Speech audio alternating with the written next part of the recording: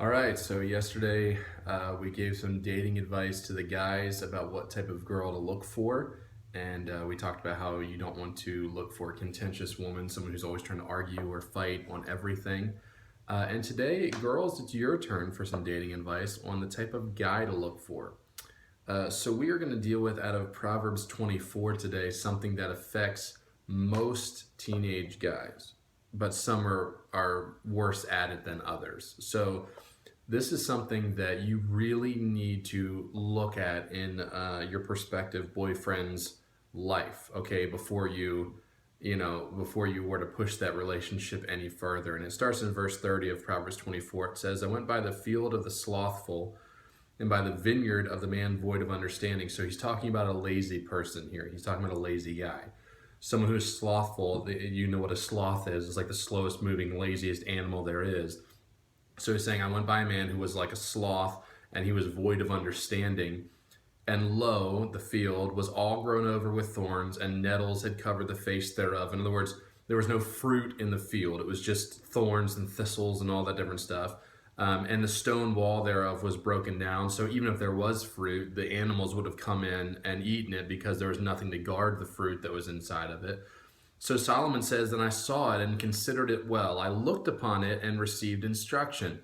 So he's not going to make fun of the owner. What he's doing is he's looking at what the product of that owner of the fields, what his work is, and he's learning from it. So he says, "Yet a little sleep, a little slumber, a little folding of the hands to sleep.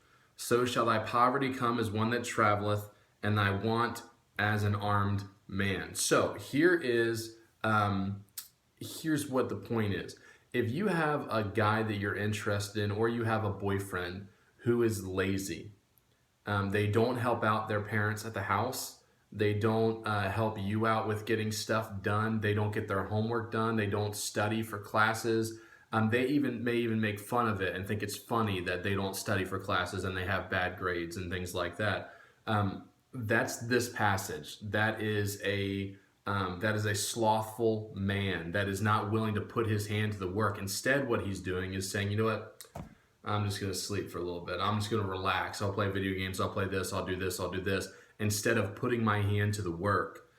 Girls, if you are dating or looking at dating a guy who is slothful, who is lazy, run.